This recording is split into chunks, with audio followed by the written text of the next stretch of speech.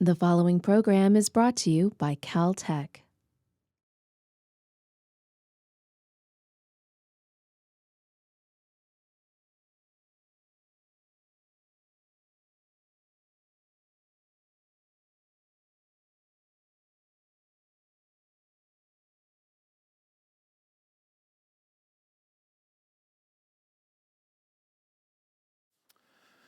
Well, welcome and good evening. My name is Dan McLeese. I am the Chief Scientist of JPL, and I'm here tonight as a steering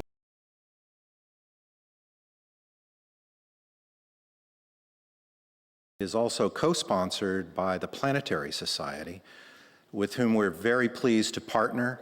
The Planetary Society is a wonderful activity and group that gives the public an opportunity to really participate in space exploration.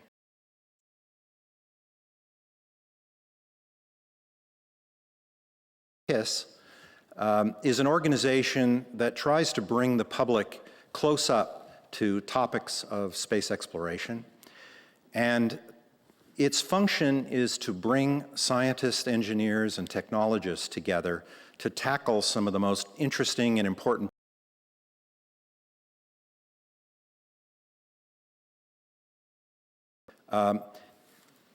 what I would call organized play among these different kinds of people in research to take on these tasks through research that's done in the laboratory, research that is done through interactions with students. In fact, we have the KISS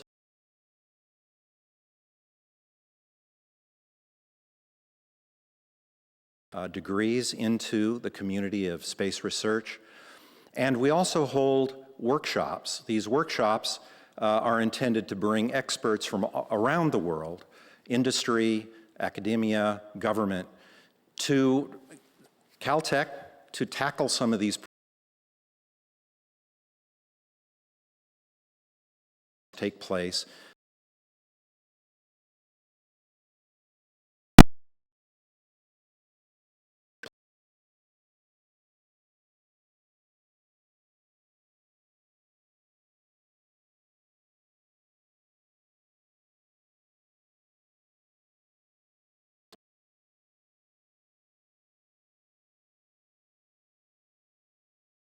This study is here with us tonight to introduce our speaker, and she is JPL's Dr. Jordana Blacksburg. Jordana?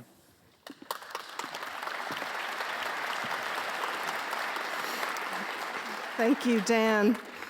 So it's my great pleasure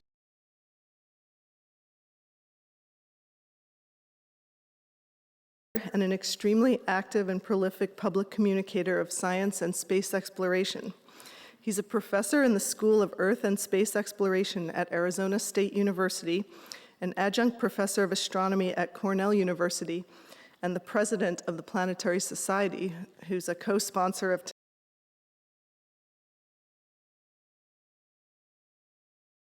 like Sky and Telescope and Scientific American, and to radio shows and internet blogs about astronomy and space. He's written a number of photography-oriented books that showcase some of the most spectacular images of the solar system and beyond acquired during the space program. Those are Postcards from Mars, Mars 3D.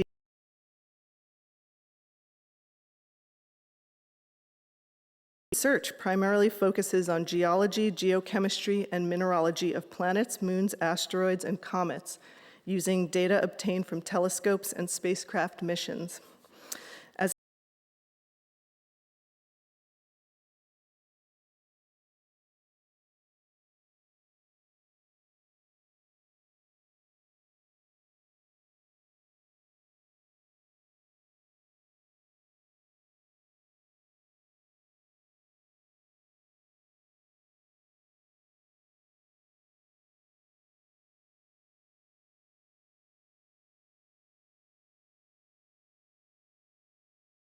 Imaging system on the Spirit and Opportunity rover. Jim also has a main belt asteroid named after him and was the recipient of the 2011 Carl Sagan Medal from the American Astronomical Society for excellence in public communication in planetary sciences. So please welcome.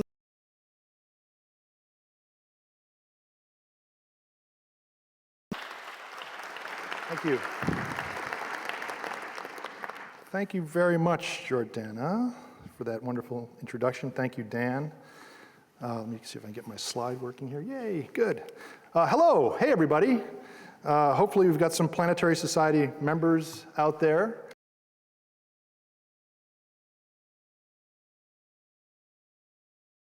Society, Bill Nye, right there in our audience.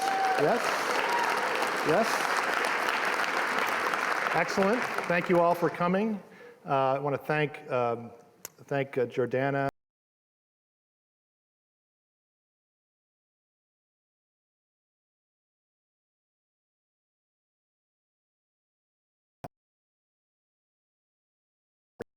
Kinds of great topics in solar system and space science, and that's been a blast. I want to thank Michelle Judd and her staff at the Keck Institute for their wonderful hospitality and for inviting me to participate in this public event. And hopefully we'll have a good time.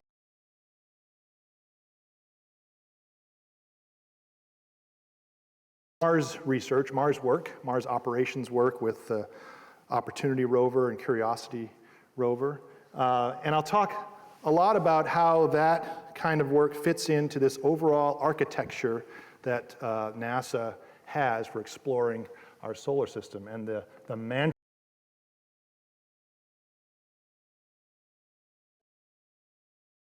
I'll talk about a short history of that process in lunar exploration and how that's guiding the way that we explore Mars, thinking about missions like Viking, Pathfinder, Phoenix, and mostly talking about the missions I've been heavily involved with, Spirit, Opportunity, and now Curiosity. And Opportunity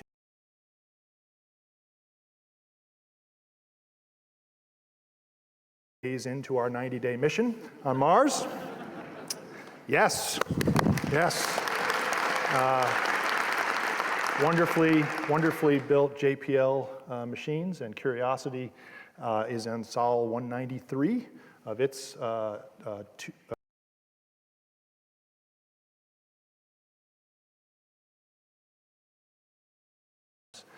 Mars. And then I'll try to tie that into some of the things that my colleagues and I have been talking about at this workshop. You heard that it's about primitive bodies, it's about asteroids and comets, and thinking about distant destinations in our solar system, and what can we learn from exploring the moon, from exploring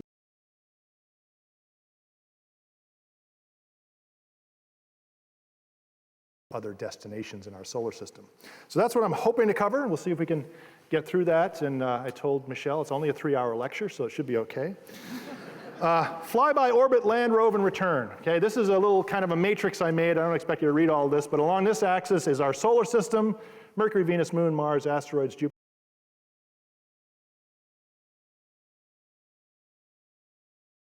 Ways that we look at those objects, from telescopic to spacecraft flybys, orbiters, landers, rovers, balloons, sample return, and human landing.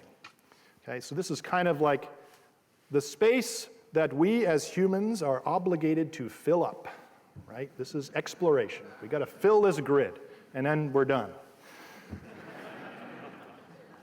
And we've done most of those things really well with the moon, right? You know, telescopic observations, et cetera, all the way.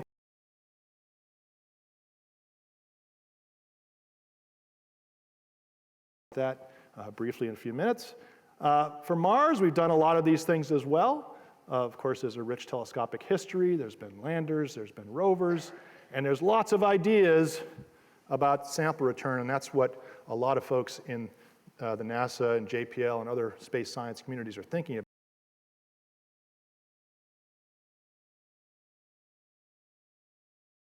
about.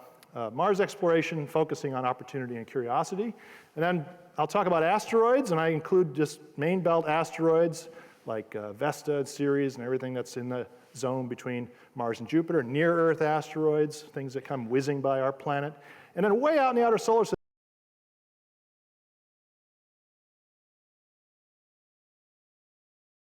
system, these are really asteroids too. They just happen to live very far from home.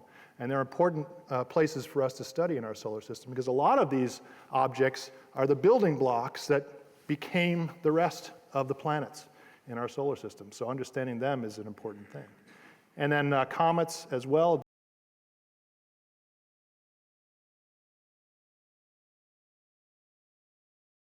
And on comets, a mission that's going to do that fairly soon from the European Space Agency, and then eventually bringing some samples back. So lots of space to cover here. I'll try to use mostly Mars, Moon and Mars as examples of how ways that we're proceeding and thinking about going out even deeper in the solar system.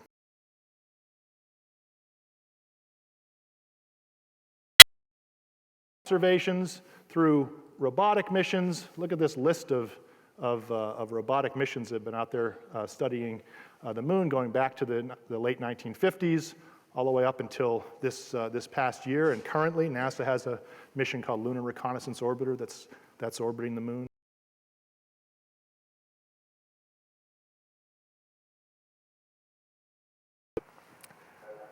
There's probably people in this audience who've never seen the video of Buzz and Neil landing on July 21st, 1969. This is the view out the window.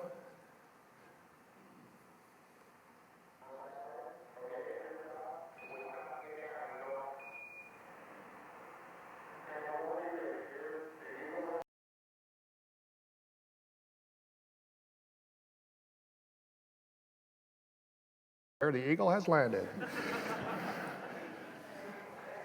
And when I was a kid, I was watching this on TV, right? Guys bouncing around on the moon, driving a car, banging rock hammers into things, really exploring the place.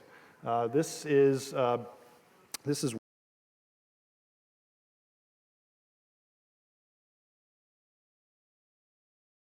rocks and soil from the moon that have helped us to understand the origin of the Earth-Moon system, this idea that the moon was formed in a giant impact.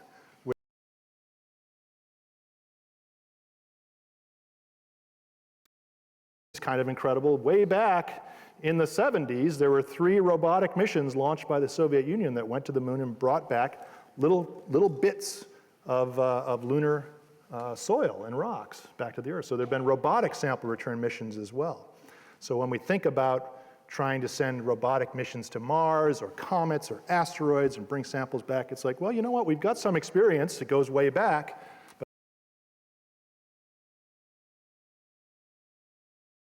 not a robotic sample return was from the Soviet Union. Of course, that space agency doesn't exist anymore. But the A's are the Apollo landing sites. So the moon is kind of our end member case, right? We've done the telescopic, we've done the impacts, we've done the flybys, we've orbited, we've had landers.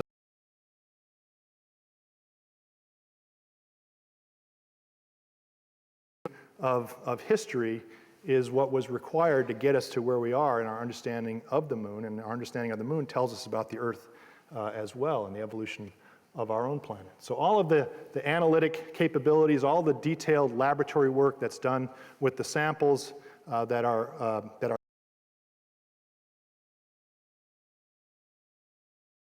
Center in Houston, many of them still unopened from their original containers and not really studied, that's still going on.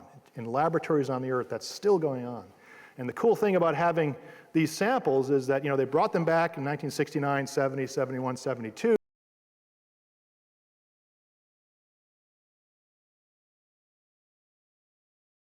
Reanalyzed to 0.1% precision instead of 1% precision, or using methods that they had no idea would even exist in 1969. And that's one of the beautiful things about bringing samples back. And it's one of the reasons why people want to bring samples back from Mars, too. We can send amazing laboratories, like I'll show you with Opportunity and Curiosity, but we can't reproduce, Professor Euler's mass spectroscopy isotope laboratory in a shoebox. Can't do it yet. Maybe someday, but we can't do it yet. So it's still scientifically much more valuable to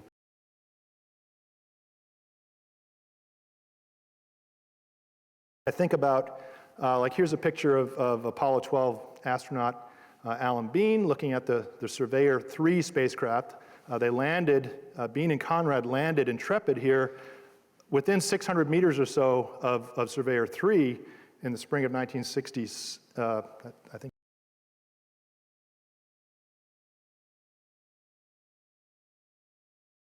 Sent there in April 1967, sorry. Their job was to demonstrate precision landing to get close. And they did a great job. And here's a picture of the Surveyor 3 and Apollo 12 landing site from Lunar Reconnaissance Orbiter. And we're going to kind of slowly pan into it. You saw the scale there. This is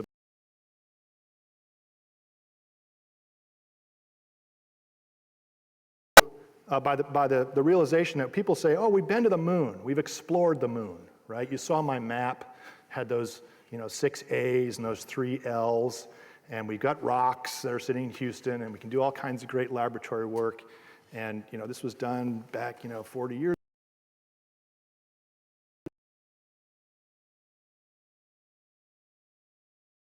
Here's Surveyor 3. You can see these spacecraft from Lunar Reconnaissance Orbiter. You can see the scuff marks that the astronauts made as they're walking around, dragging their equipment cart. Here's the scale here. This is a tiny little place. You saw how I had to zoom in over 35 seconds to get into that little tiny place.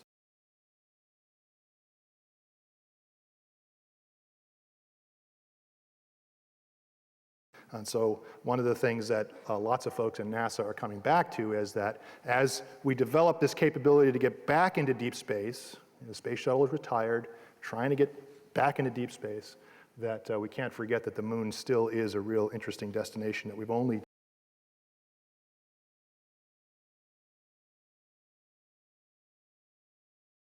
a lot of missions. This is a kind of a cool plot that I found online that shows 40 missions that have been sent to Mars. Starting in, oh, you can't read any of this, it didn't come out very well, but starting in the 1960s, going around clockwise all the way up to Curiosity.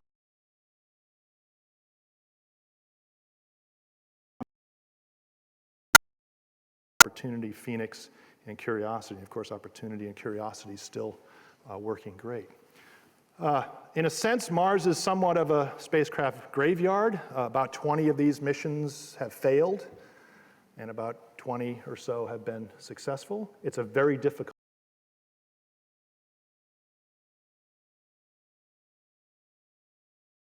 And a lot of that effort involved going down to the surface with landers, in the case of Vikings in 1976, with a lander and a rover in the case of Sojourner. That's about the size of a typical microwave oven for reference in 1997.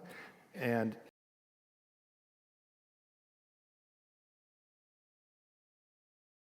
do a series of biology experiments, a search for evidence of life on Mars. Did some very sensitive biology experiments. Didn't come up with any conclusive evidence for organic molecules or little green men or bugs or anything like that. Unfortunately, they had the disadvantage of not knowing the planet very well when they had to decide where to go.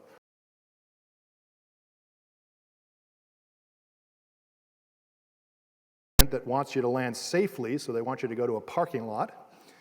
And the scientists who want to go to the top of the volcano or the bottom of the canyon, or it's a really cool place, let's go. And that's it's a constant trade-off. And in the case of the Vikings, it was the first time that anyone had, that NASA had attempted to land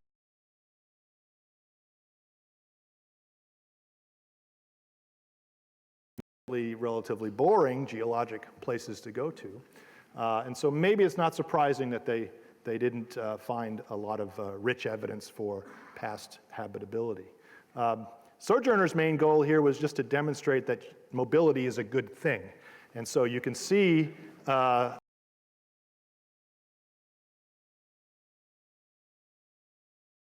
spectrometer to measure the elemental chemistry of that rock. It was the first time that we'd had a tiny but mobile laboratory on the surface of Mars, so we could measure the chemistry of rocks. It was the first time we could measure rocks, actually, because the instruments for Viking could only work with powdered up soil.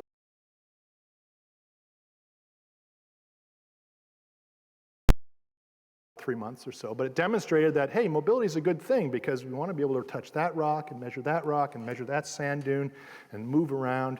and act like a geologist really would out in the field, right? Helicopter drops you off, you're not just going to stand there, you're going to move around.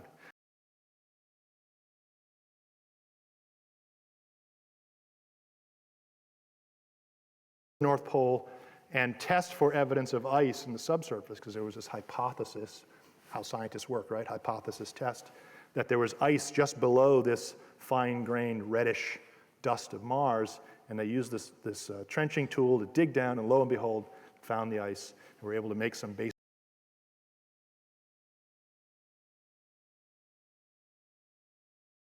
short mission. So these are kind of precursors and kind of cementing the idea that you want to be able to do some detailed work there in the field. You want to be able to have mobility, and that's a good way to learn about.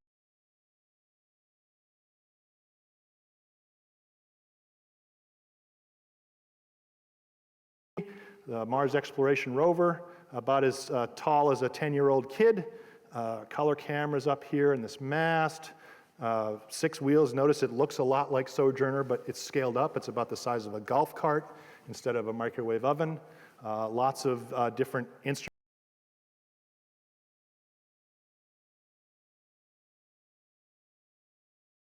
The surface. And so these are kind of outgrowths of the experience from Viking and the experience from Mars Pathfinder, scaled up to deliver that mobility and some of that chemical and mineral capability to the surface. And they've been very, very successful.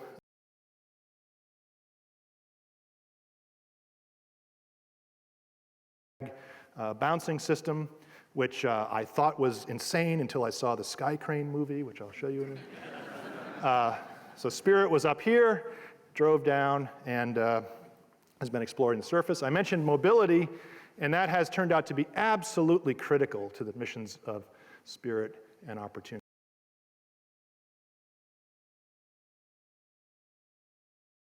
One of them would drive a kilometer or so, and Spirit lasted 2,200 sols and drove 7-point-something kilometers, and Opportunity is still alive today. And it's because of this mobility and because of the ability of rover drivers.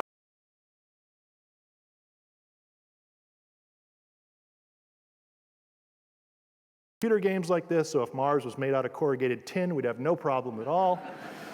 But we're basically playing an interplanetary video game, right? We take pictures from yesterday, build a 3D model, drive the vehicle in software in a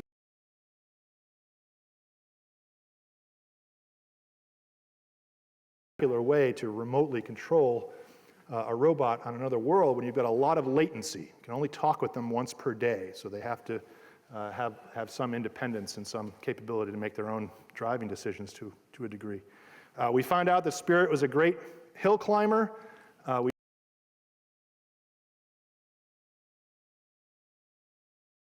came up into the Columbia Hills, measuring the chemistry of these rocks, most of them volcanic rocks like you would find in Hawaii or Iceland or northern Arizona, basaltic rocks with a variety of minerals in them, in some cases lightly altered by water, in other cases not hardly altered.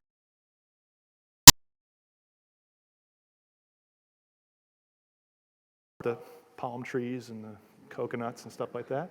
But just, this is a big sand dune field. We had to be very careful not to get the rover into there because we know it would be trapped. But we could nuzzle up to it, put the arm out, and make some measurements of this very common basaltic material on Mars. And it turned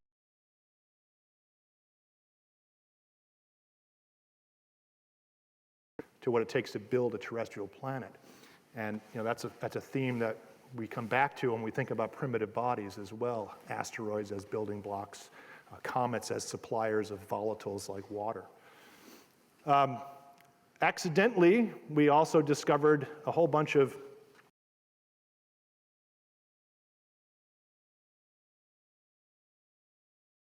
rocks. When you add water and heat, or both, lots of really interesting sulfur-rich soils in places that were only found because one of Spirit's wheels stopped working. The motor stopped working, and so we had to drive the vehicle.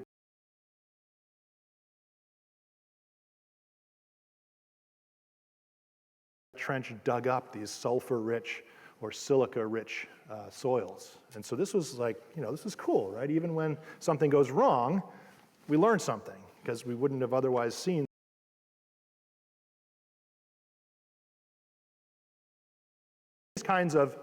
These kinds of mineral deposits are very common in places that, like hydrothermal zones on the Earth, places like Yellowstone, areas where there's water in the subsurface, where there's heat. Turns out has a variety.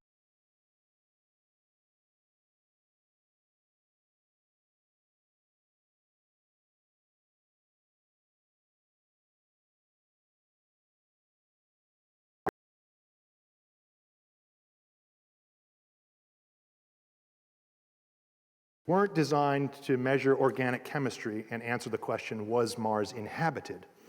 Unless something got up and walked in front of the camera, then you'd know. But at a chemical sense, in a fundamental chemical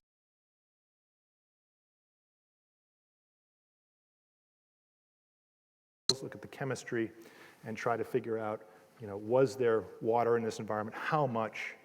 Was it acidic? Was it basic? Was it neutral? What kinds of minerals are being formed, and what does that tell us about maybe the temperature of the environment, the conditions of the atmosphere, et cetera. And those same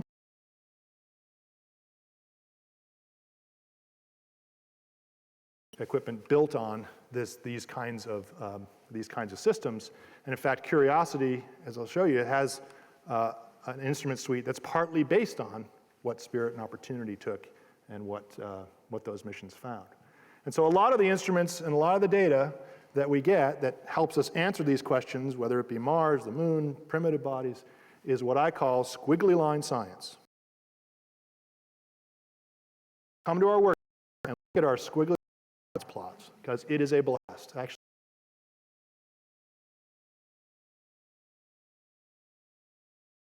more people in our audience, but we can use the cameras to take pictures, but we can also use them as spectrometers by spinning their filter wheels. We have an infrared spectrometer that gives us squiggly lines that tell us something about the kinds of minerals that are on the surface. We have this X-ray instrument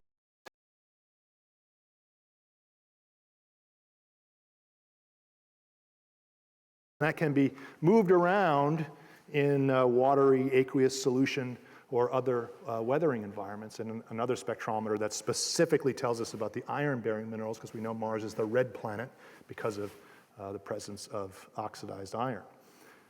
So a lot of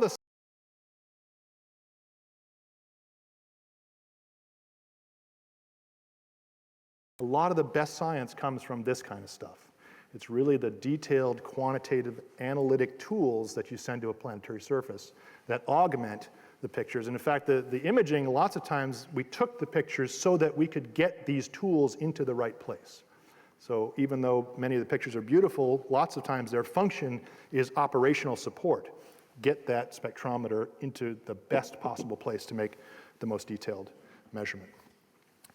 It's a hostile environment in a number of ways, very, very low temperature, very low atmospheric pressure, and it's also pretty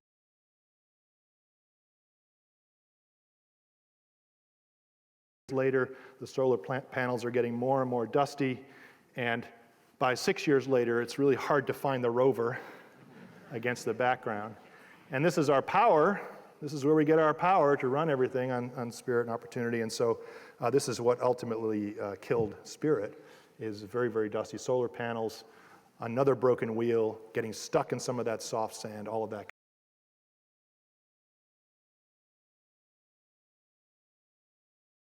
Spectacular rover life, well lived, well beyond the 90-day mission of that vehicle. Yeah, let's hear it for Spirit. Meanwhile, Spirit has this twin Opportunity on the other side of the planet that is now 3,227 days in, landing in January 2004, and visiting craters has been the theme of this mission, because the plains here that we landed in Meridiani Planum, are relatively flat, sand dune covered plains, and it's only by getting into the craters that have formed these natural.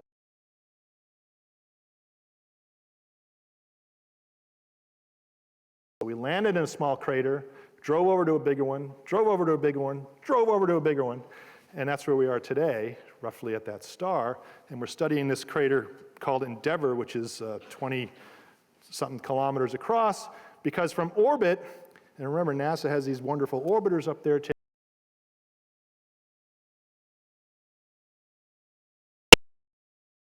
like those sulfates and silica that I showed before for Spirit, clay minerals are formed from the alteration of some precursor, like volcanic rock, under certain kinds of watery conditions, certain pH, certain temperature, et cetera.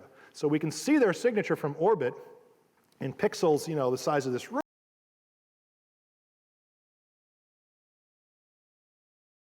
Tell us about the past environment. And now we're actually in our 10th year. We started our 10th year of operations on Mars with Opportunity just in January. 35.5 kilometers of driving. Whew, crazy, crazy. Going way back to January 2004, this is where we landed. I mentioned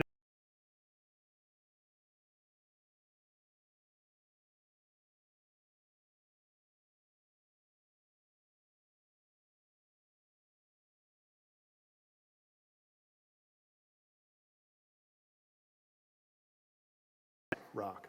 And that is a holy grail word to geologists. If you have geologist friends, if you're at a party with geologists, just kind of mumble outcrop, and people will turn. They will. I'm not kidding. And so it was really cool. It was the first time we'd seen outcrop on Mars. It wasn't just all dust and piles of random rocks thrown around by impacts. And so getting over to that and studying rock formed in place is a big deal.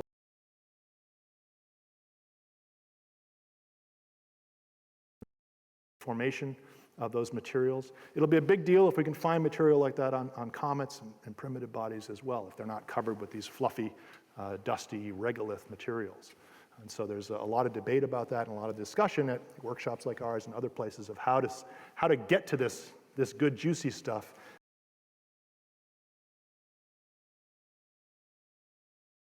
And the other cool thing that we found in this soil were these blueberries, right? They're less red. They're red, but they're less red than the soil. So to astronomers, less red is blue. And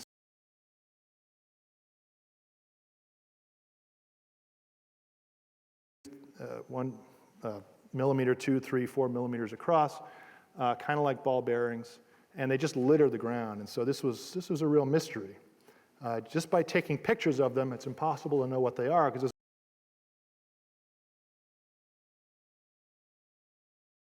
things that occur in nature that we find on our own planet. Some of them formed by volcanoes and glassy. Some of them are formed by impact craters on our planet and others. Some of them are formed by the weathering of rocks in watery environments. Very, very hard to know. And so we had to figure out, not from pictures, but from our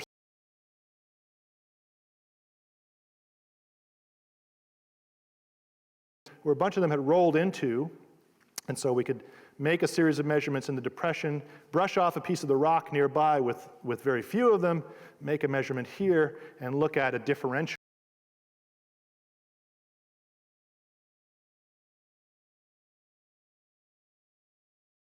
Okay, the red is the data on this berry bowl loaded with these blueberries, and the blue is without. Okay, so the difference is that something in the berries is causing these big red peaks, and turns out that's the mineral hematite, Fe2O3. We could see that in the infrared spectrum as well. So we could make a detailed mineral identification of this stuff, then compare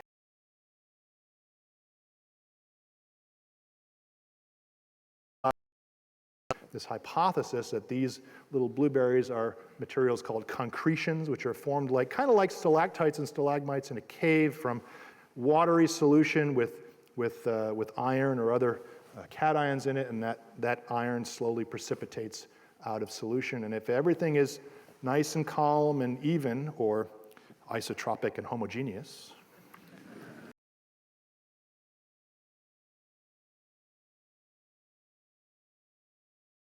then the precipitant material grows spherically into these little spheres. And so that's the hypothesis, which implied that there was a ton of water there coursing through very porous rock and some kind of a groundwater system, maybe even a surface water system based on some of the features that we saw on the surface. And so we could go to places like Endurance Crater, which is an even deeper hole in the ground, and look at the walls of the crater and look at these beautiful layers of altered sandstone that are loaded with all those little blueberries. And it tells us that there was a bunch of groundwater coursing through this system. We can measure the chemistry as we went down into the crater. We looked at the chemistry with those squiggly line instruments and look at how conditions are changing with depth and really learn a lot about the details of this environment. This is actually, it's really hard to imagine, but this is just an insane place for opportunity to have been. I'm so impressed with the JPL folks to get us here. We're inside this 100-meter, rose bowl size hole in the ground, and we're up on the edge of the crater at about a 20-degree angle, precariously on this plywood surface covered with BBs, looking over our shoulder, taking pictures and making measurements. Just an absolutely crazy place to be. But if we were geologists in the field, we'd run to that place. And this is what we told our engineering and rover driver friends. That's where we need to go. And they got us there because we had that mobility and because they have a test rover up at the Mars Yard in Pasadena that they were putting on these flagstones with BBs and testing it out, and making it work. So having mobility continues to be just absolutely crucial. We're driving around on the rim of that big Endeavour crater that I showed you. This is a piece of the ancient rim of that crater that's sticking up from the surrounding plains. We had a several-year drive to get here from Victoria Crater, driving around on this rim across to the south side. We had to park Opportunity up here on this northern slope during the last Martian winter because the rover's getting dusty, solar power's getting low, and like a lizard, we had to park this thing into the sun to stay warm and keep enough power during the winter. Did some science there, and now that we're back into summertime, we could go to the south side, and we're driving around here, taking a series of kind of a walkabout, we're calling it, looking for the ground evidence for those clays that we see from orbit. We're in those pixels now that we've seen the clay minerals from orbit, and that's what we've been doing lately. Finding some pretty cool stuff. These beautiful little veins going through the rock, looking at them with the PanCam, looking at them with the microscopic imager. We see evidence that they're hydrated,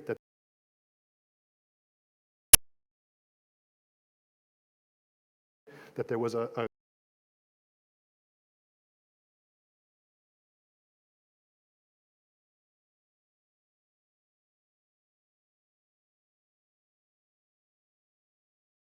also had been a habitable environment. And these, unlike the sulfur minerals that we'd seen earlier at Eagle Crater or the ones that we saw in Gusev, these are more characteristic of more neutral, less acidic kinds of waters. So some real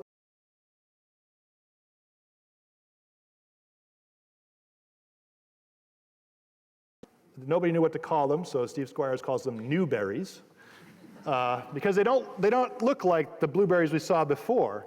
They're not homogeneous inside. They have concentric rims on many of them. Many of them occur in doubles or triples. And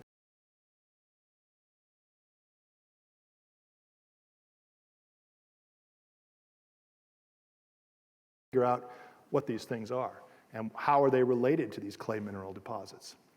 So we're driving around up here now. We're looking at these wonderfully, this is a false color image, bluish coated rocks with these rinds on them. Maybe this is the clay-bearing material. We testing that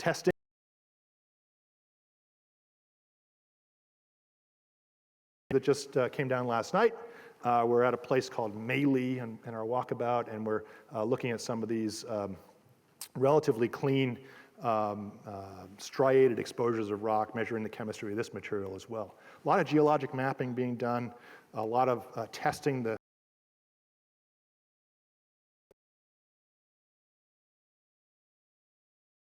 students would do out in the field. But we're remote, and it takes a month to do what we could probably do in a couple of hours in an afternoon. But that's the situation we're in with rovers and landers on Mars. And it's likely to be the situation that we're in with rovers and landers.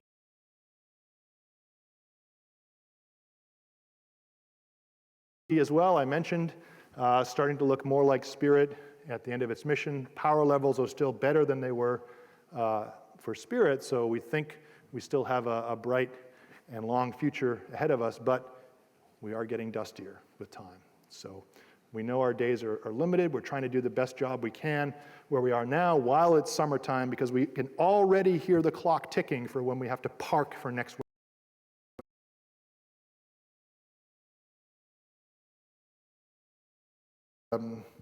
Spirit and Opportunity photos from Spirit, and I'll just read this. The real voyage of discovery consists not in seeing new landscapes, but in having new eyes. And that's what Spirit and Opportunity have done for us. They've given us new eyes and new noses and new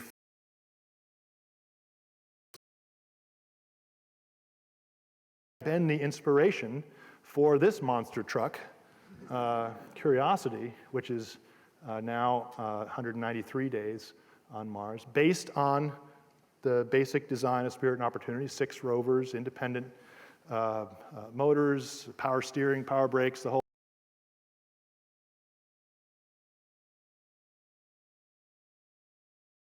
Most people with a very, very capable arm, with a package of more robust instruments and a drill on that arm. I'll talk more about that in a bit. But you know, designed to be the follow-on to Spirit and Opportunity, as you can imagine.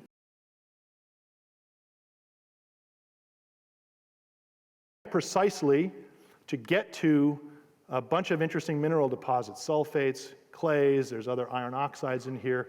There's what looks like an ancient riverbed fan from orbit laid down where we wanted to land. And getting up into these materials here, driving here.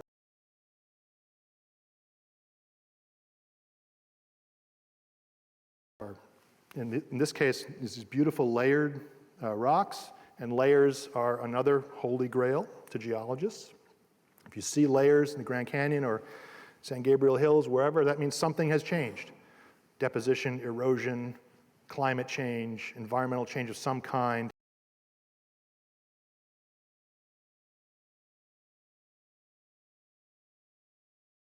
The history of Mars, from ancient Mars at the bottom of the stack of sediments, all the way up to the very, very top, if we could possibly make it there, where dust is settling onto the surface today. You know, so Curiosity's mission is to learn as much as possible about ancient Mars and its habitability by studying.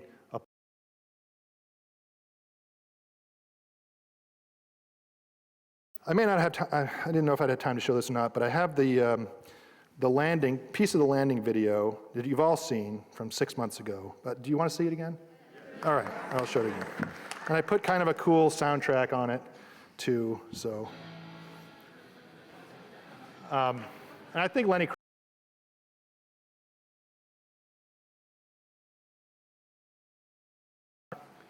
So I mentioned that, you know, those of us involved with Spirit and Opportunity thought the airbags were crazy until we saw this. And that's true. This vehicle, this back shell, aeroshell, is larger than the one that brought the astronauts back from the moon. It's the largest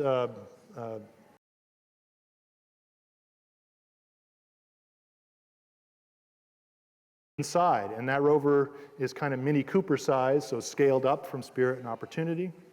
Had to stay protected from the thin atmosphere, but traveling at 5-6 kilometers per second. You can see the little jets and thrusters trying to keep it aligned. You can see it throwing off ballast mast here, which makes me cry every time I see that.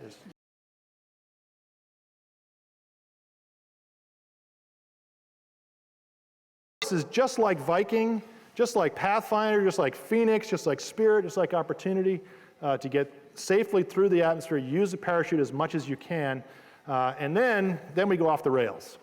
Then it gets kind of crazy, more Viking-like, because we're not using airbags. The vehicle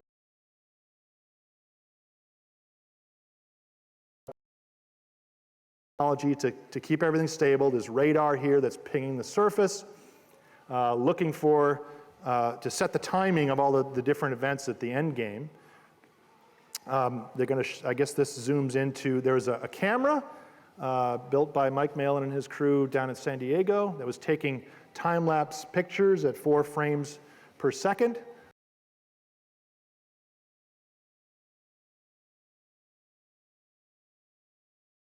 And then this is the sky crane. This is the part where we all laughed in the science group when we saw this for the first time. It's like, you guys are kidding. You just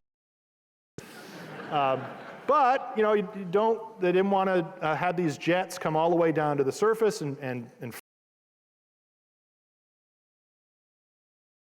on the mobility system, all of us know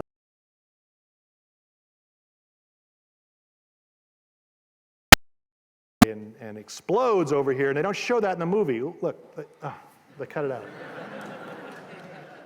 I really want them, I gotta talk to Doug Ellison, make a version of the movie that shows the explosion. Kids love that stuff.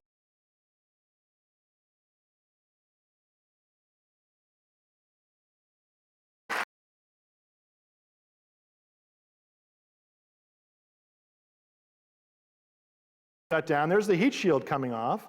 Here's the dunes that we could see in Gale Crater at the base of that big mountain. And so this was actually put together by an amateur using the JPEGs that were released onto the internet. The full resolution, highest quality movie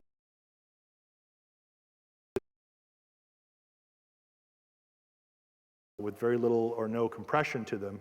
And so that's still coming down as we can sort of slowly downlink it at very low priority compared to other data products. So you can see kind of wobbling on the parachute here. We got our 3-body problem, right? Wobbling back and forth.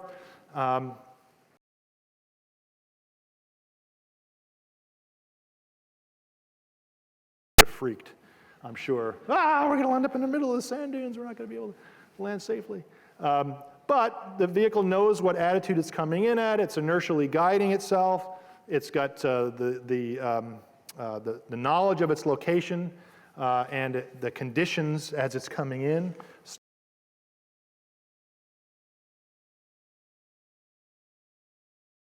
Once we come off the parachutes, and you'll see a transition here. There we go. So now, much more smoothly moving across the terrain. Not on the parachute anymore, now we're on the jetpack. It knows where to head. We had a specific center of the landing ellipse that we wanted.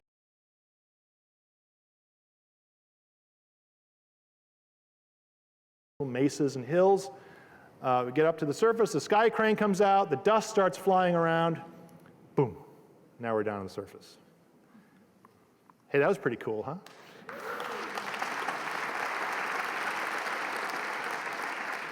That just fascinates me.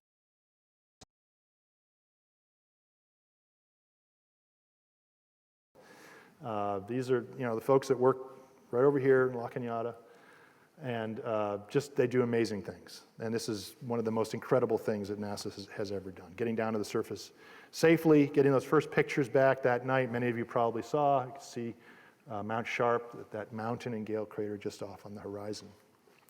We can use a more capable rover.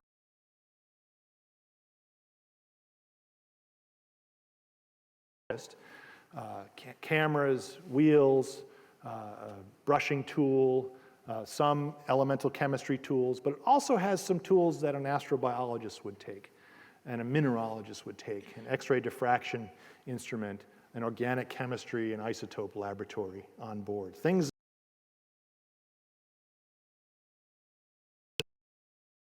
squeezed into a bigger class vehicle that fit into that back shell. So 10 or 11 scientific instruments, a much more capable laboratory for science. And that's, and just like Spirit and Opportunity, many of these instruments generate squiggly lines, and that's where a lot of the action is in terms of figuring out what the environment's like. It was kind of interesting when we landed, we could see the scour marks that were made.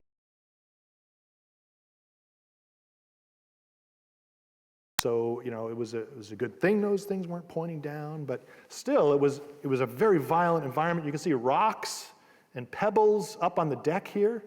I mean, there was this crazy cloud of dust and debris Actually broke one of the little wind sensors on the rover's mast. There was 2 of them, so it's okay. They'll figure it out.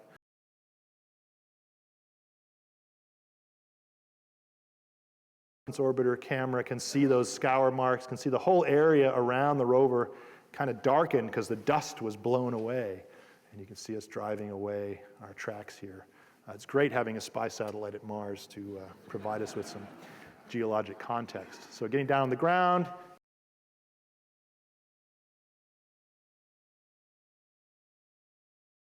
And when we go to the high-resolution camera, this picture literally made some of my geology colleagues on the team weep.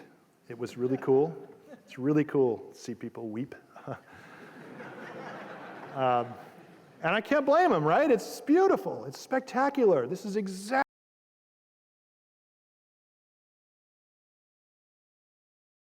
We got to get here and drive up there and look at all the layers we're going to go through. Look at all the pages of the book that we're going to read. It's very difficult to tell scale here, but that little dot is the size of the rover, okay? So this is an enormous pile of sedimentary material, 4 or 5 kilometers high. The top of this mound goes above the walls of the crater in places. So one hypothesis is that the entire crater was filled with this stuff, that this is some enormous sedimentary debris that's scattered across much of Mars. And there are lots of other craters that look like this too.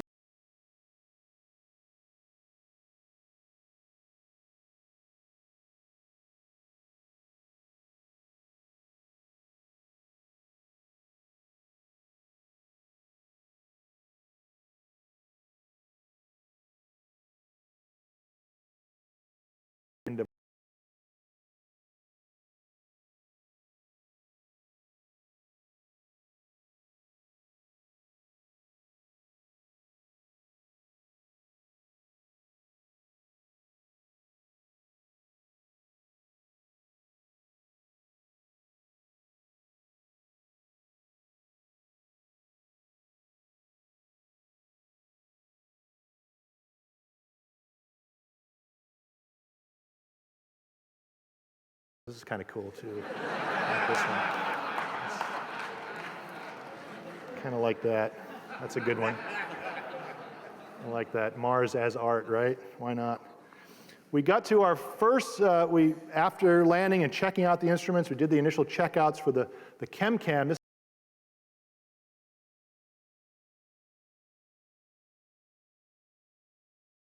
as a place where we could fire the laser beam. It vaporizes a piece of the rock. That vapor cloud expands. It's super hot plasma. It emits emission lines that a spectrometer measures, and we can get the chemistry out of it. It's kind of a cool thing. And when we fired the first laser shot, there's, yes, yes. That's the way to explore space, yes.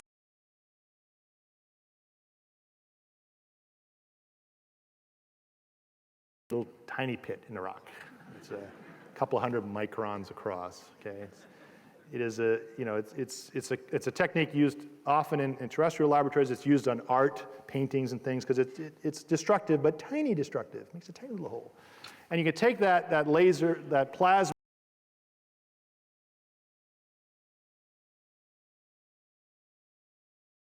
X-ray instrument on the arm of Spirit and Opportunity, and Curiosity has one as well. We don't have to put that instrument down onto a rock or a soil to make a measurement. We can do it remotely. So this really speeds things up, because it takes a long time to figure out exactly how to put the instrument onto a rock or a soil.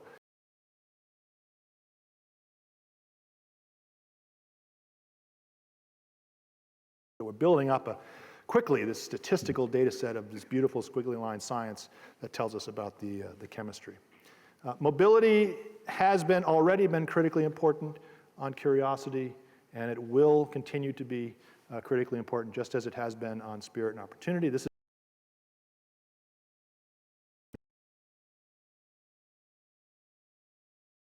our undercarriage, something we could not do with Spirit and Opportunity cameras. And here's right after our first drive away from, there's the scour marks from the retro rockets. This is our first mobility on Mars, so hooray, we could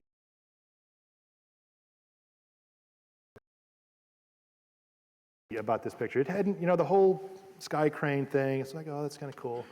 I really hadn't fully captured the magnitude of what these men and women did at JPL. Because I was expecting there to be like these big divots where the wheels came down like this and maybe slid around.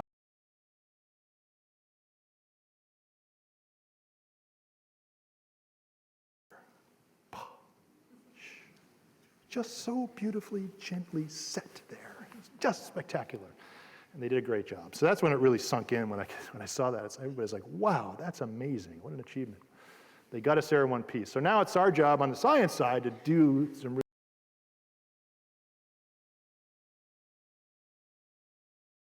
after our friend and Planetary Society friend, Ray Bradbury, science fiction author, a great all-around human being. And we drove, actually, Mount Sharp is that way, so we drove that way. We realized that we're very close to this point where the three main kinds of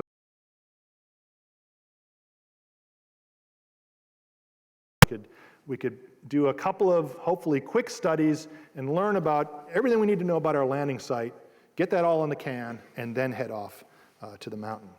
And so that was the goal, spend the first part of the mission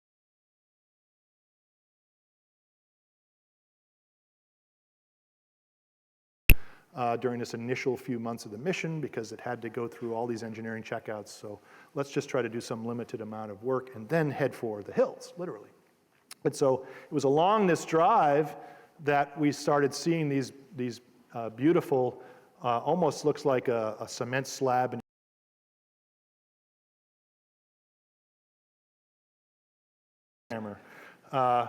And another example of it here, these beautiful rocks that geologists call conglomerates, rounded pebbles in here, making up this kind of a cemented material. We don't know what the cement is in here. When we were taking these pictures, the ChemCam instrument wasn't ready to use yet, and we had to keep kind of driving on. We didn't want to just stop and wait for a couple of weeks.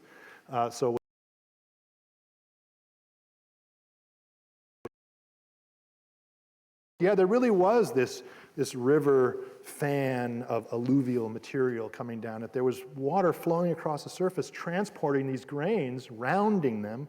They're way too big to be moved by the wind. Only water could do that and round them at the same time and cement them into this like riverbed sedimentary rock. Pretty exciting, interesting discovery that tells us instantly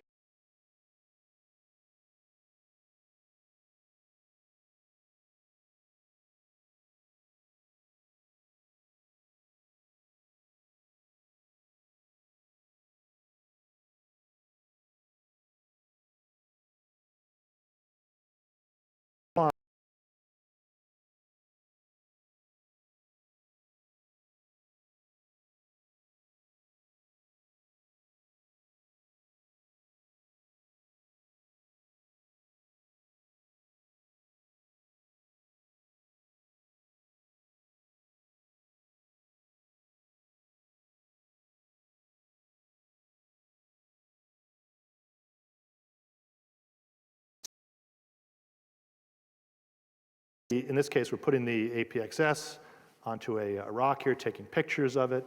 I just love the various, crazy machinations and twists and turns. It's like this, Rube Goldberg thing to stow the arm.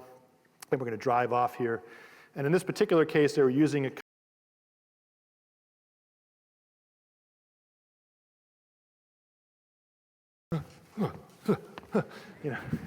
would have been kind of funny to watch if we were, there. And they're testing out different drive modes, and eventually they'll, unshackle the vehicle, let it drive itself a little farther, let it use its onboard intelligence as best it can. But we're learning, and our engineering friends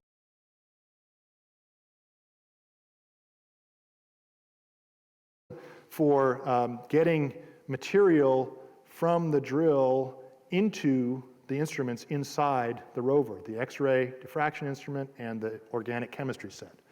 So the engineers wanted to find a nice, loose, sorted material. So find a little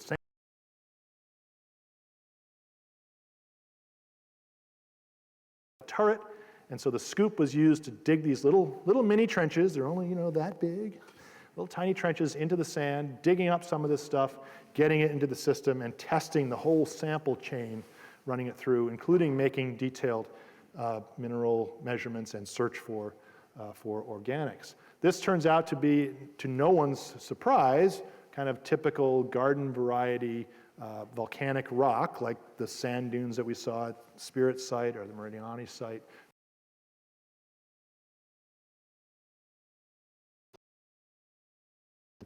The top.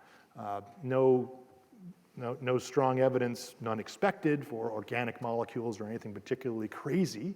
It was kind of a nice test to do. Let's go and measure something that we think we know the answer we should get, that the engineers need to run through the system to clean it out and test everything. And lo and behold, we got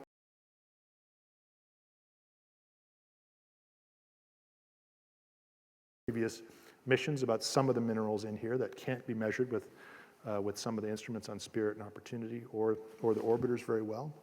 And so that was a really good system and a good test of the system that we went through. And then the last thing to test most recently has been the drill.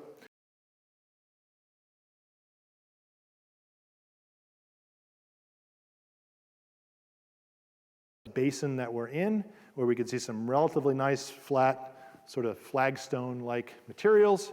Found a nice one that had a good smooth exposure and drilled into it. Did the first drilling on Mars by Curiosity. Pretty exciting stuff. First we made a little tiny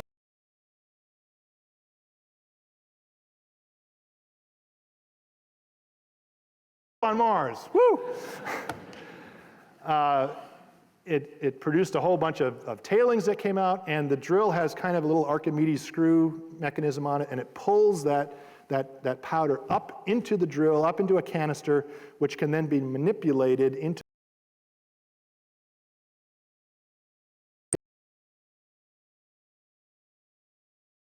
And so what is happening right now is actually yesterday they did the successful transfer to the scoop, getting ready to sieve, and hopefully by this weekend, we will have our first mineral analysis of an interesting rock on Mars that we don't know what the answer is. There's all these little veins running through this rock, suggesting that there was water coursing through this that may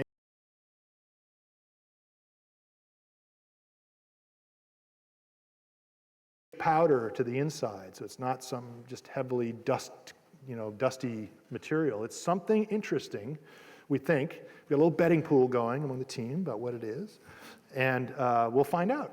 We'll find out soon enough. The data will hopefully come down this weekend. The team will have to chew on it for a while, and there'll be some.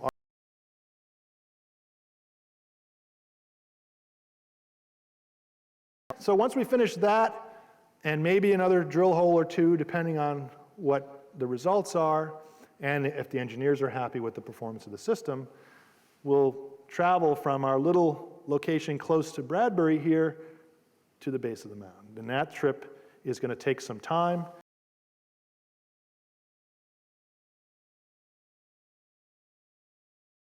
6 months to a year, maybe, get to the base of the mountain and do the actual mission that we set out to do in those sedimentary layers. So we're ready to do it.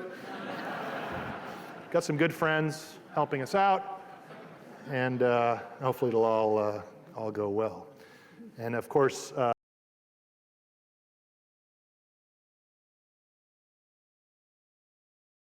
orbiter is going to study the atmosphere that's launching later this year. The Europeans are going to launch an orbiter and a lander the next couple of opportunities. There'll be a lander that NASA sends to Mars in 2016 to look for Mars quakes and do other geophysics. And then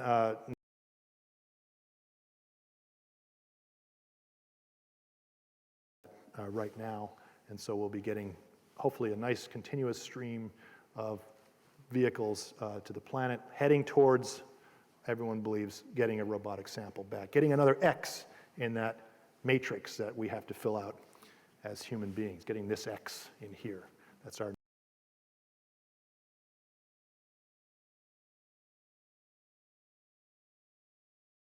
the things that we're doing in this workshop relate to some of the stuff we're doing on Mars and other planets, asteroids and comets. The the starting materials of the solar system. This is a great gallery put together by Emily Lakdawala of Planetary Society, showing a whole bunch of small asteroids, and Lutetia, the largest one visited until recently, and comet nuclei, much smaller than typical asteroids.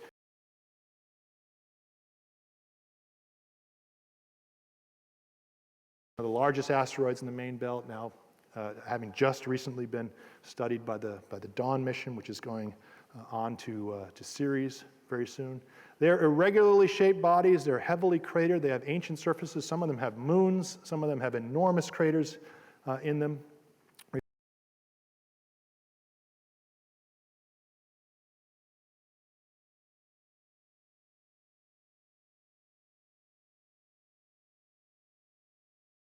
Hayabusa to a tiny 500-meter long near-Earth asteroid called Itokawa. It touched the surface and then sprung back up, trying to capture some dust from the surface, and about 1,500 grains of dust came back in their sample return capsule, and those are being actively studied by meteorite experts and lunar sample experts and planetary scientists all around the world. So we've been talking a lot about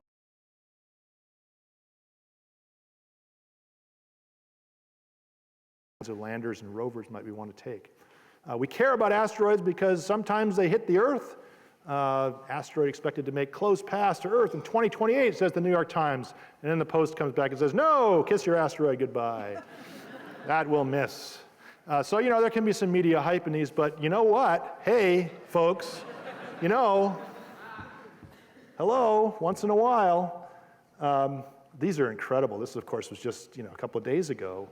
On the same day, coincidentally, that a different little asteroid passes between the Earth and the Moon, a big chunk of something, perhaps a comet, because most of it burned up in the upper atmosphere, but maybe a small asteroid, flies over Chelyabinsk.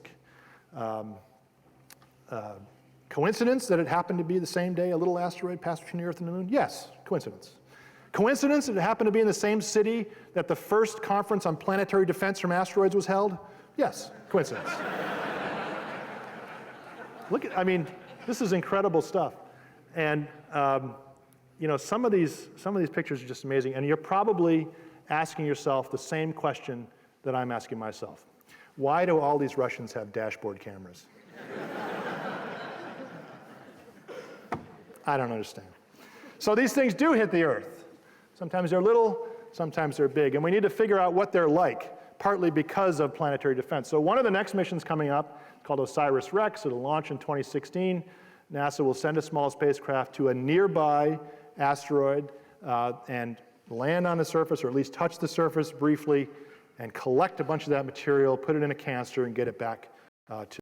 And so a small asteroid has been identified, one that is that travels close to the Earth, so it could be potentially threatening to us, and this mission will hopefully bring back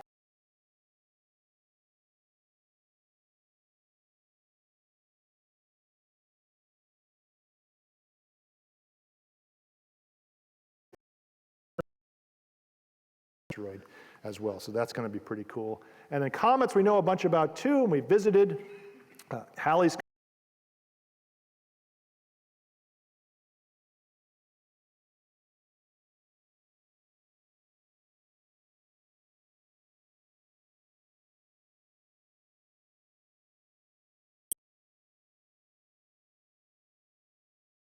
kilometers across, but what's inside there, what's at the heart of this, is only a few kilometers across. This is maybe 5 kilometers. Halley's maybe 10 to 12 kilometers long. So they're small, icy bodies that are evaporating in the sunlight. And they've been studied up close by orbiters.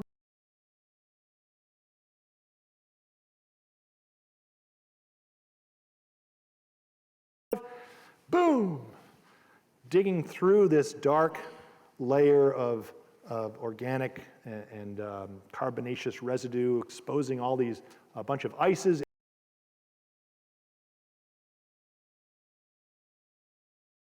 So trying to figure out what they're like. We can do some things remotely, but now we're starting to think about landing on their surfaces, figuring out what they're like, measuring their chemistry directly, eventually trying to get a sample back to the Earth. Comets are going to be in the news later this year. There's many of you know that a comet called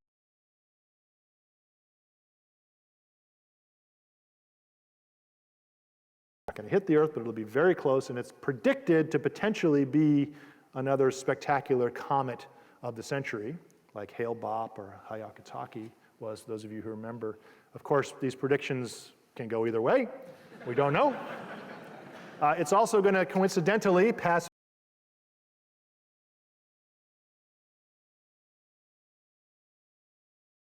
before it happens to pass by the Earth. The Europeans have a wonderful, exciting set of plans for the mission they call Rosetta, which launched back in 2004, and it's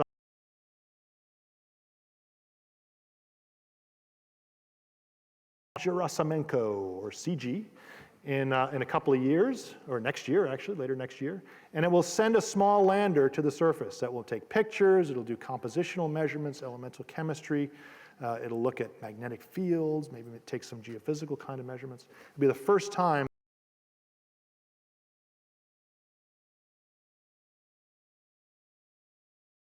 exciting. Lots of plans for future landers and rovers. The Chinese are in the game with plans to send a couple of lunar rovers in the next few years. The Japanese will send another mission back to a small near-Earth asteroid and send a couple little rovers to land on that asteroid. They had sent one to the previous mission, but it failed. The Europeans are going back to Mars with a rover in a few years. NASA's going back to Mars with another MSL-class rover. The Indians are going back to the moon with a possible lander in a couple of years. There's ideas for international lunar networks. There's plenty of opportunities. Hope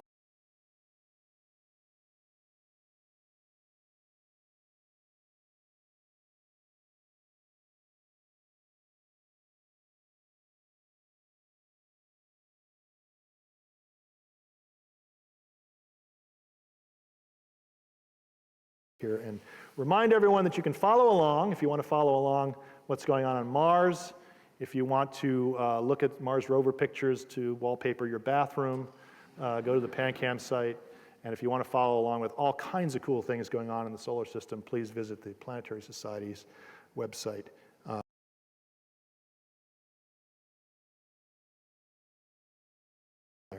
I want to thank the Planetary Society again for co-sponsoring, KISS Institute for co-sponsoring this talk and inviting me tonight. I really am enjoying this workshop, looking forward to thinking about the future. Great adventure. Thank you. Oh.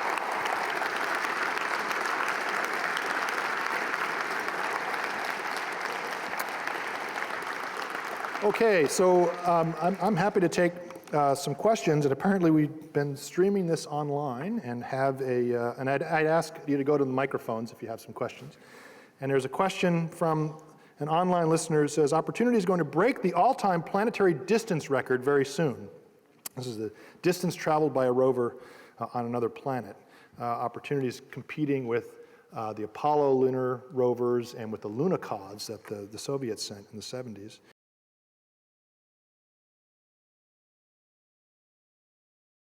On your amazing mission. I don't know if we're going to plan anything special. We definitely should, though, and now we will. Darn it, now we will.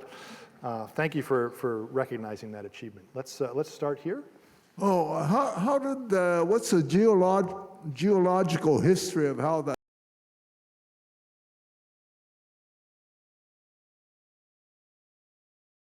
Question. In fact, that's one of the goals of the mission to figure out. So I can't tell you the answer, but I want to tell you the answer. Different hypotheses.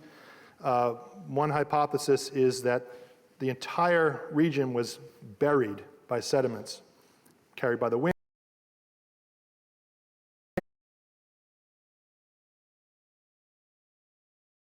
Exposing this mountain, leaving this mountain exposed. Maybe the mountain was part of the original central peak of the crater, for example.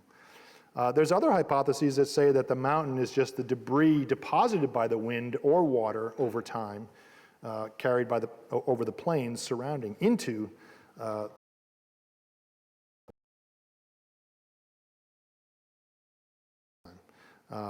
We need to understand the details of whether those sediments were transported by water, by wind, what is their composition, what minerals are in there, what's the geologic context of those layers, are they tilted in certain directions that could help us decide among these or other new hypotheses that we invent.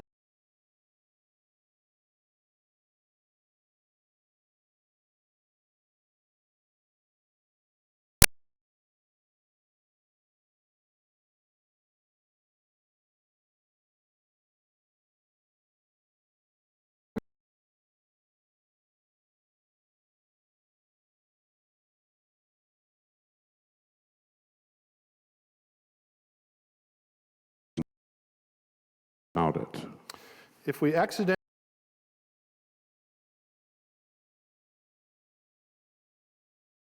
it would have to be macroscopic enough for us.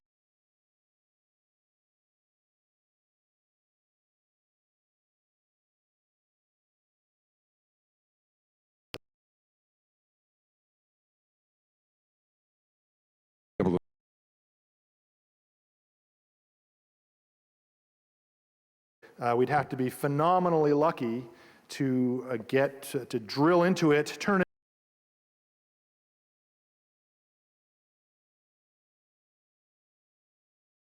Detect complex, long chains of carbons and hydrogens, which might be typical of DNA, for example. But there's no equipment on board to specifically do that.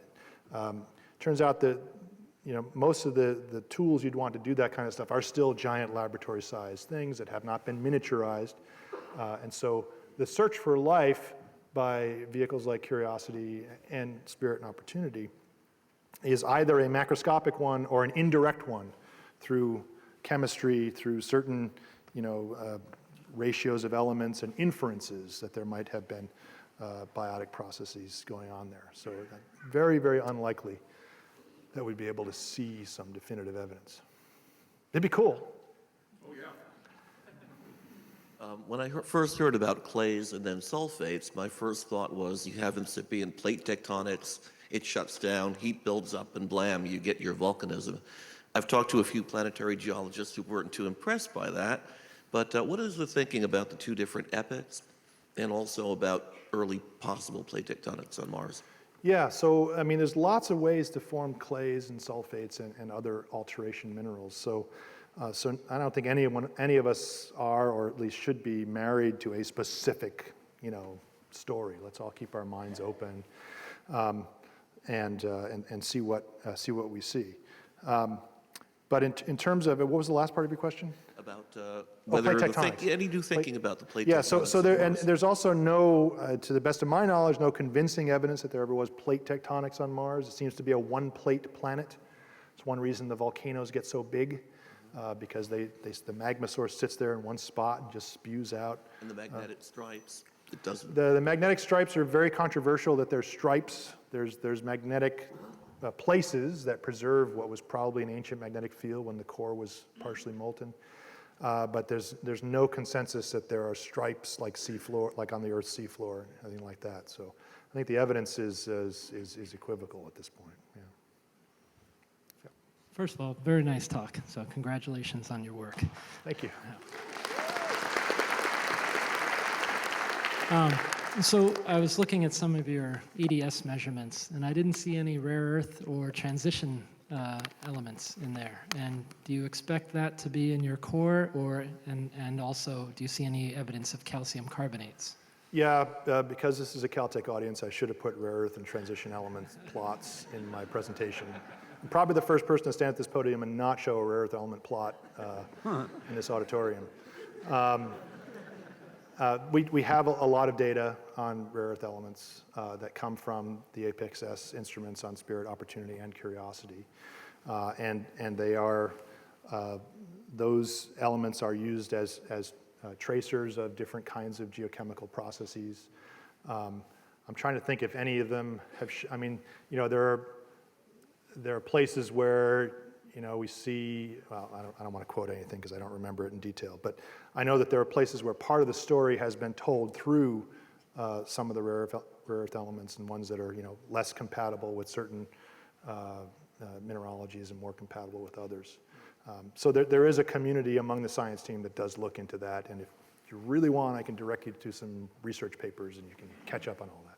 That'd be great. But just one last question. So is the going bet that it's calcium carbonate in the core, or is anyone betting on that in your? Calcium carbonate in the core? Well, not in the core, as you're drilling down. Oh, in the drill. You're coring samples. Yeah, so I don't know if, so we haven't seen much evidence either in orbital data or surface measurements for carbonates at this particular location. It's been mostly sulfates.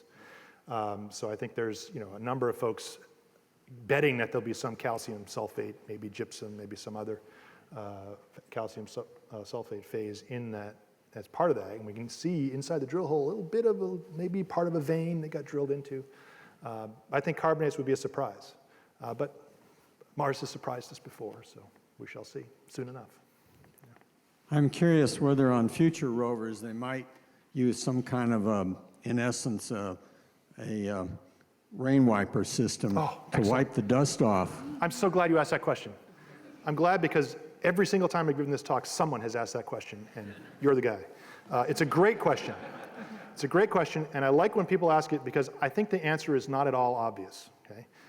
Could we put a wiper blade or some, compressed air or something? Sure, absolutely. Our engineering friends will say, of course, I could build a wiper blade. It's not rocket science. It is rocket science, but it's not rocket science. Absolutely could be done. And then the engineer will say, what do you want to trade for it? I've got fixed mass, I've got limited volume and power. Okay, I can put your wiper blade system on. You want to get rid of a redundant radio transmitter? Do you want to throw some of these cameras off? What do you want to trade for it? And then you stop and ask yourself, And then you go back to the engineer and you say, how long will that rover live without a wiper blade? I guarantee you it will live at least 90 days on Mars. Sold! And that's the trade you make. It's not that it can't be done, and you consciously choose not to do that and trade that mass, volume, and power and cost for other things. Thank you. Yep. I just wanted to ask about the equipment. You said it could take up to weeks to get it ready to start studying, and I was wondering why that was. What equipment? You said you passed by some rocks Yeah. that you wanted to study, yeah. but you couldn't. Yeah, so all the instruments and all the systems and subsystems on these vehicles have to be checked out before they can actually be used. And so, before we did that first drive away, for example, the rover drivers wiggled the wheels and did a little, okay, now we can drive away. Before we, use the arm, there had to be a bunch of tests of, are the heaters working right? Is the voltages correct being sent to the arm motors, And all of those, that takes a day, because you tell the rover to do something, you wait, sends the answer back. Tell the rover to do something, you wait, sends the answer back the next day. We're almost never in real-time communication with the vehicles. And so the science instruments as well have to go through a series of checkouts and calibrations.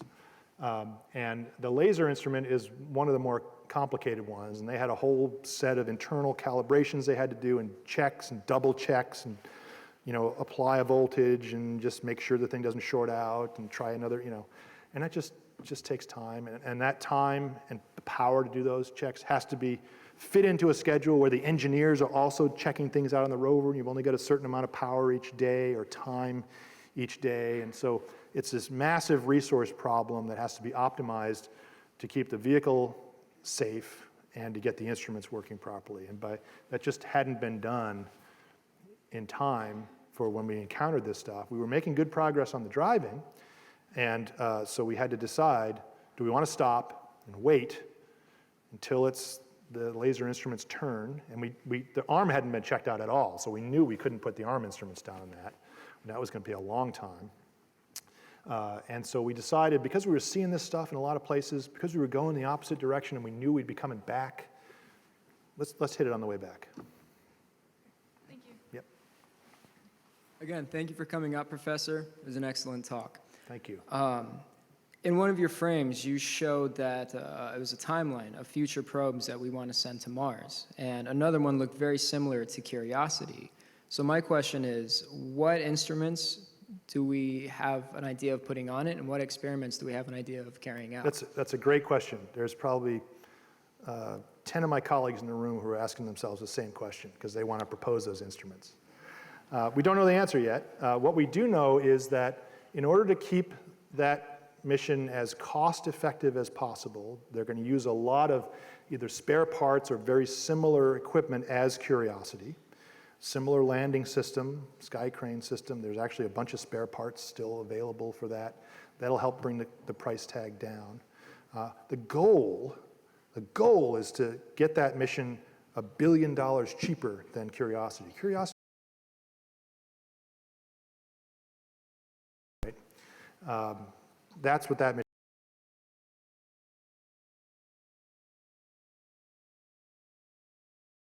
And it means, using efficiency as much as possible. We can't send exactly the same payload, most likely, for that cost, because some of the instruments are just really expensive and difficult and complex. So there's a group now that was commissioned by NASA that's off thinking about that issue, that'll produce a report sometime in May or June that makes some recommendations based on the last several years of National Academy of Sciences reports and recommendations. That set of recommendations will then go to NASA, and then sometime this summer, probably, NASA will put out what they call an announcement of opportunity to the world and say, we're going to send this vehicle to Mars. We want it to have maybe some cameras, maybe some spectrometers, maybe whatever you want. Send us your proposals. And then they'll convene a review panel, try to get everything to fit. The science needs to happen, and the mass that's available, and the volume that's available, and the dollars that are available. Pick a set of instruments and fly them to Mars in 2020. Thank you. Yep. Thank you for the wonderful talk, Professor. So I have a two-point question.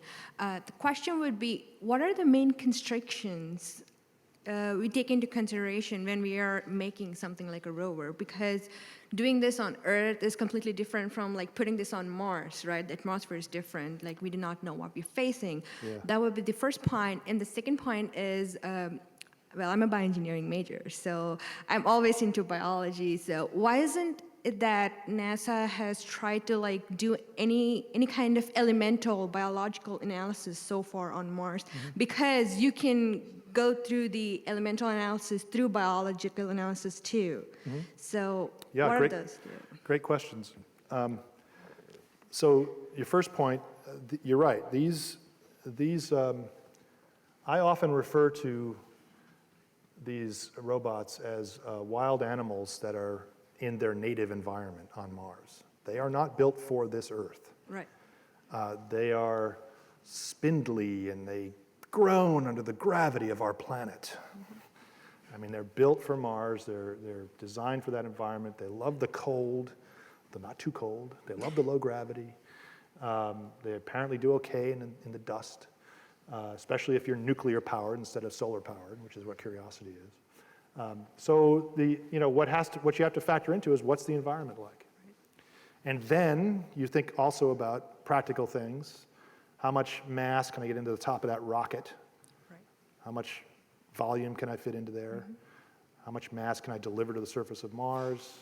How do I slow down gracefully? Mm-hmm. How much money do I have? True. So all that stuff goes into it. Second part of your question, there are a bunch of people who are thinking about doing biologic measurements on Mars. Mm-hmm. There's a NASA research program, several NASA research programs that are designed to fund mostly university researchers, but also JPLers and other government labs to design and build and test prototypes for instruments that would search for DNA or other biosignatures. Mm-hmm. I think a lot of that work is still relatively immature. Mm-hmm. Because you have to build these things so that they can survive the shock of a launch, the shock of a landing, 110 degrees below 0 Celsius at night, dusty, near vacuum environment with hard UV streaming down on you. I mean, it's a violent place. Sure. You can't just take your lab instrument, put it on a rocket and send it. So, but there is a community that's moving in that direction, partially NASA funded. If you look at meeting abstracts for the Lunar and Planetary Science Conference over the last few years, you'll find them. Thank you so much. Sure. Hi, you mentioned opportunity or curiosity is nuclear powered. How does that benefit, obviously, for the longevity? I mean, we got 9 years for solar powered, and could that literally be a 10 or 15-year mission? And can you talk about future power sources for future missions? Yeah. You know, I'm already planning.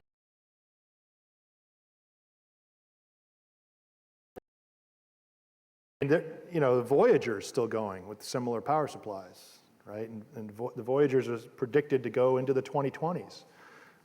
And you know, Curiosity uses the same kind of power supply that those vehicles use. So the nice thing is it's a steady source of power.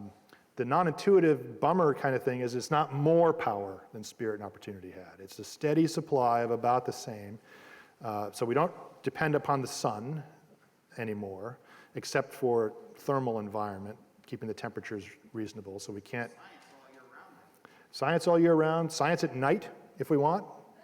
We don't have headlights, but the microscope has a couple of LEDs we could use. But we still have to budget it very carefully, because it's not just like infinite power. Okay, it can get spent very quickly on driving or drilling or heaters. If you want to operate at night, you're spending most of your power heating the equipment above about -40 because it's -110 outside. So it is not. It is. I like it compared to solar panels because we're not up to the whims of the season. But I wish that it was, you know, really more beefed up than it is. But maybe we'll get there with the next rover. Okay, I guess we have to cut it short. And want to again say thank you to the Planetary Society, right? And thank you to KISS. And thank you all for coming, and have a great night.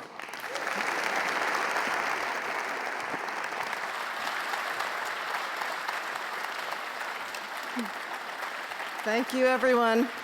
Once again, let's thank Jim Bell for that spectacular journey through Mars and beyond. Thank you.